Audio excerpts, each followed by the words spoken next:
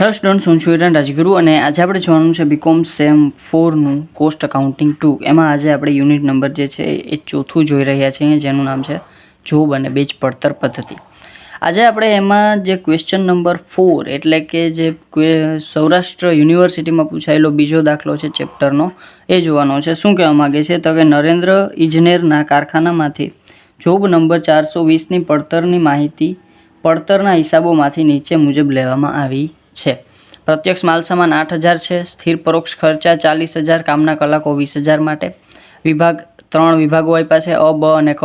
એમાં પ્રત્યક્ષ મજૂરી આપણને આપેલી છે 120 કલાકો, કલાક દીઠ 6, 80 કલાકો, કલાક દીઠ 4 અને 40 કલાક, કલાક દીઠ ₹9 લેખે.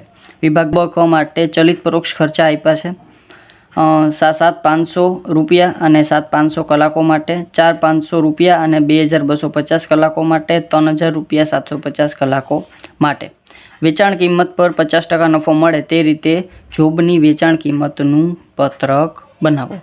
બરાબર છે. હવે આપણને જે પાછળ એટલે કે જે ક્વેશ્ચન નંબર 3 હતો, બરાબર, આનો અથવાનો સમ હતો એના જેવો જ આ સમ છે. બરાબર છે, કાંઈ ફેર નથી. ખાલી એમાં 2 વિભાગ આપ્યા હતા, અહીંયા આપણને 3 વિભાગ આપ્યા છે, બસ એટલો જ ફેર છે. અને વેચાણ કિંમત પર આજુ વખતે આપણને 50% નફો છે એમ કહી અને વેચાણ કિંમત આપી નથી. આટલો તફાવત છે ખાલી દાખલામાં, બરાબર, બીજો કાંઈ તફાવત નથી. ચાલો તો દાખલો સ્ટાર્ટ કરીએ. સૌ પ્રથમ આપણે છે એક પત્રક બનાવી લેશું, બરાબર, જોબ નંબર 420ની પડતરની ગણતરી દર્શાવતું પત્રક.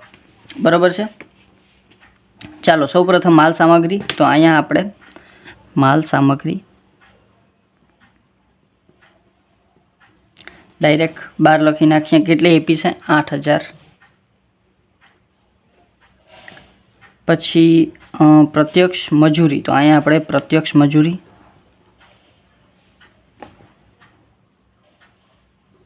હવે એના માટે સ્થિર પરોક્ષ ખર્ચા છે, પણ એને આપણે પ્રાથમિક પડતર લીધા પછી લેશું. બરાબર છે, એટલે આપણને છે એ બરાબર સમજાય. બરાબર, તો પહેલાં પ્રત્યક્ષ મજૂરી, બરાબર, તો અ, બ અને ક 3 માટે છે. તો અહીંયા આપણે અ, બ, ક કેટલી આપેલી છે તો કે આ ખરેખર આપેલી છે, જે આપેલી છે એ, બરાબર, એટલે આને આપણે પૂરેપૂરી લેશું. 120 કલાક, કલાક દીઠ 6, તો 120 કલાકો છે અને કલાક દીઠ 6 એટલે કે 1 કલાકના 6 રૂપિયા. પછી 80 કલાકો છે અને કલાક દીઠ 4 અને 40 કલાકો છે, કલાક દીઠ 9 રૂપિયા. બરાબર છે. તો આ બધાનો આપણે ગુણાકાર કરીએ અને જરાક બારે મૂકી દઈએ. 120 × 6 એટલે 12 × 6 = 72, 720, 8 × 32, 320 અને 40 × 9 એટલે કે 9 × 36, 360. ટોટલ કરી અને એકદમ બાર મૂકી દઈએ પ્રત્યક્ષ મજૂરીને. 720, 320 અને 360 એટલે 1400. તો 1400 આપણે અહીંયા મૂકી દઈએ અને 8000માં 1400 એટલે એ આવશે આપણી પ્રાથમિક પડતર. અહીં લખી નાખશું.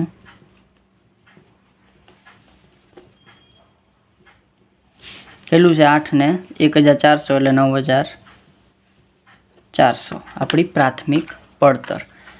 આગળ વધીએ. પછી આપણને શું આપ્યું છે તો કે પછી આપણને ચલિત પરોક્ષ ખર્ચ અને સ્થિર પરોક્ષ ખર્ચ આ બે આપ્યા છે. પહેલાં આપણે ચલિત પરોક્ષ ખર્ચની વાત કરી લઈએ, પછી આપણે સ્થિર પરોક્ષ ખર્ચ ઉપર જઈએ. તો પછી આપણે ચલિત પરોક્ષ ખર્ચા કેટલા આપ્યા છે તો કે હવે એની અ, બ, ક ત્રણેય કલાકો ત્રણેય વિભાગો માટે, તો કે અ માટે, બ માટે, ક માટે કેટલા આપ્યા છે તો કે 7,500 રૂપિયા એટલે કે 7,500 રૂપિયા 7,500 કલાકો માટે. તો આપણને ખબર જ પડી જાય જોઈને કે ભાઈ કલાક દીઠ કેટલા છે તો કે 1 રૂપિયો છે. પણ એમ નથી કરવાનું, આપણે ડાયરેક્ટ લખી નથી નાખવાનું, આપણે ગણતરી બતાવવી પડશે.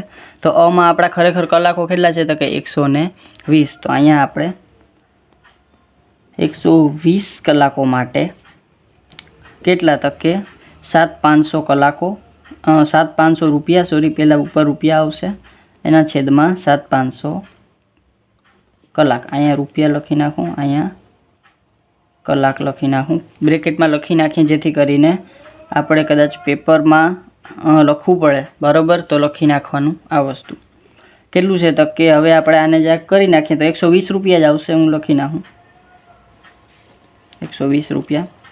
બની વાત કરી લઈએ તો બમાં કેટલા કલાકો છે પહેલાં તો કે 80 કલાકો છે, બરાબર છે. તો અહીંયા આપણે પહેલાં 80 કલાકો માટે કેટલા રૂપિયા છે તો કે રૂપિયા આપ્યા 4500 અને એના છેદમાં કલાકો કેટલા હતા તો કે 2250, બરાબર. તો અહીંયા આપણે જે છે આ રૂપિયા છે, આ કલાક છે, બરાબર છે. અને આની ગણતરી તમે અલગથી બતાવો તો પણ ચાલે. તો આનું કરી નાખીએ 4500 રૂપિયા છે અને કલાક છે 2250, એટલે કલાક દીઠ 2 રૂપિયા આપણે આપવાના થાય. એટલે કે 80 × 2 એટલે 8 દુ 16, 160 રૂપિયા આપવાના થાય. પછી છે 40 કલાકો છે, તો 40 કલાકો એને ગુણ્યા કેટલા કલાક કેટલા રૂપિયા છે તો કે 3000 રૂપિયા છે અને કલાકો કેટલા છે તો કે 750.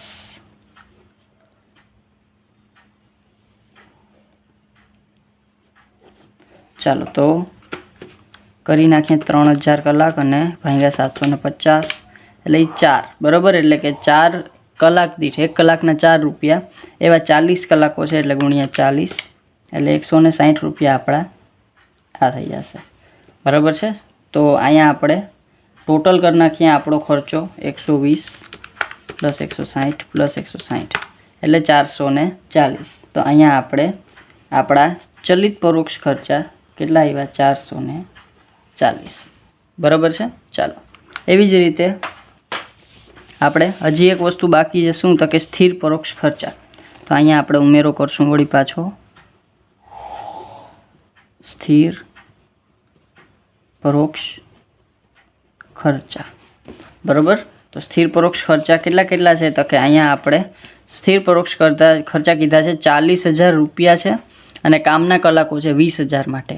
20000 કલાક માટે તમારે 40000 દેવા પડે, એટલે કે કલાક દીઠ તમારે 2 રૂપિયા દેવા પડે, બરાબર. એવું આપણે અહીંયા સમજીએ છીએ, પણ લખવું આપણે થોડુંક અલગ પડશે.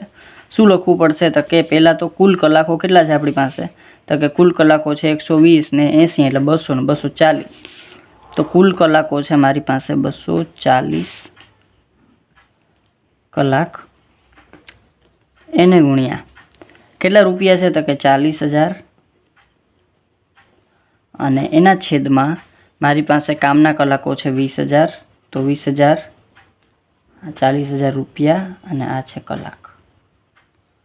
તો આને હું સોલ્વ કરી નાખું તો મને છે એ સ્થિર પરોક્ષ ખર્ચા મળી જશે.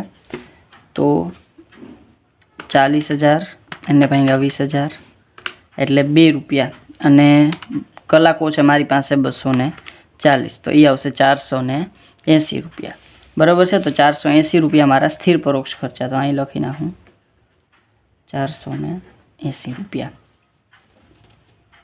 બરાબર છે. ચાલો તો આ વસ્તુ થઈ ગઈ સ્થિર પરોક્ષ ખર્ચા, બરાબર. બધા જ કલાકો માટે મારે સ્થિર પરોક્ષ ખર્ચા લેવાના છે, એટલે બધા ટોટલ કલાકો મેં જેટલા ખરેખર હતા એ બધા એનું ટોટલ મેં કરી નાખ્યો અને 2 રૂપિયા લેખે આપી દીધા, બરાબર છે. એટલે કે 480.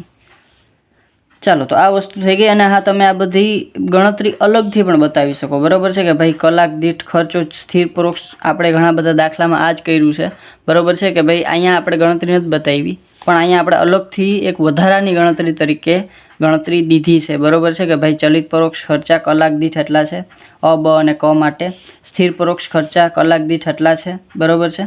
તો એ બાબત આપણે બતાવી છે અલગથી ગણતરી કરીને. આ દાખલામાં આપણે સીધી ગણતરી આમાં બતાવી દીધી છે દાખલામાં. બંને બાબત ચાલે, બરાબર. પણ થોડુંક વ્યવસ્થિત તમારે જે છે એને બતાવવું પડે કે અમે ગણતરી કરેલી છે. અને આમાં હજી એક સ્ટેપ તમે વધારી નાખો, બરાબર. કે 7500 ભાગ્યા 7500 કરો એટલે 1 કલાક દીઠ આપણો ખર્ચો આવે. તો 120 × 1 કરી અને પછી તમે 120 લખો તો પણ વધારે સારું, બરાબર. પણ આવી રીતે કરો તો પણ ચાલે. ચાલો તો આ વસ્તુ થઈ ગઈ. હવે આપણે 3 ખર્ચાનું કામ થઈ ગયું. તો હવે આપણે લઈશું કુલ પડતર. ચાલો તો કુલ પડતર છે પહેલાં પ્રાથમિક પડતર 9400, એમાં 440 આપણા આ અને 480 બીજા, એટલે કે 10320 મારી કુલ પડતર થશે. કુલ પડતર. હવે એને શું કીધું છે તો કે હવે આપણે બે વસ્તુ લેવાની છે, એક વેચાણ અને એક છે એ નફો. હવે એને એમ શું કીધું છે કે ભાઈ વેચાણ કિંમત પર 50% નફો મળે ને એ રીતે જોબની વેચાણ કિંમતનું પત્રક બનાવવાનું છે. એટલે કે વેચાણ કિંમત પર 50% તો પડતર પર 100%. બરાબર, એવી રીતે ત્રિરાશી મૂકી અને આપણે લેવાનું થશે. હવે આપણી પાસે વેચાણ કિંમત તો છે નહીં, તો ડાયરેક્ટ આપણે પડતર પર 100% એટલે કે 10,320 એ જ મારો નફો થશે. બરાબર, અને વેચાણ એનું ડબલ થઈ જશે. બરાબર છે, આ વસ્તુ તમે કરી શકો. અથવા આપણે એવી રીતે ન આવડે કે સર મને ડાયરેક્ટ ત્રિરાશી આવડતી નથી, તો આપણે શું કરશું તો કે ધારો કે વેચાણ કિંમતને એની બેઝ લીધું છે, તો આપણે વેચાણ કિંમતને બેઝ લઈ લેશું. ધારો કે વેચાણ 100 રૂપિયા છે. બરાબર છે, તો નફો કેટલો થાય તો કે નફો થશે કેટલો થાય તો કે નફો થાય કેટલા ટકા? 50%, એટલે 50. તો પડતર કેટલી થાય તો કે પડતર થાય સર 100માંથી 50 જાય તો 50. હવે 50 મારી પાસે પડતર છે, તો 50 એ 10,320. 50 એ 10,320.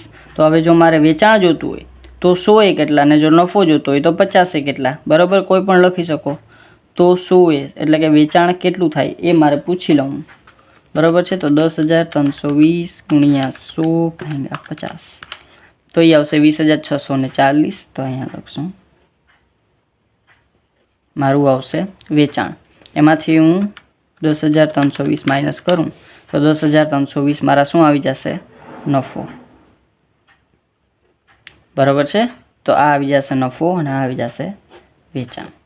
બરાબર, અને આ થઈ જશે મારું પડતર પત્રક. બરાબર, તમે ડાયરેક્ટ વેચાણ પર 50% તો પડતર પર 100% એમ ડાયરેક્ટ તમે ડબલ નફો કરી અને વેચાણ શોધી શકો, એમ પણ તમે કરી શકો. આવી રીતે પણ કરી શકો.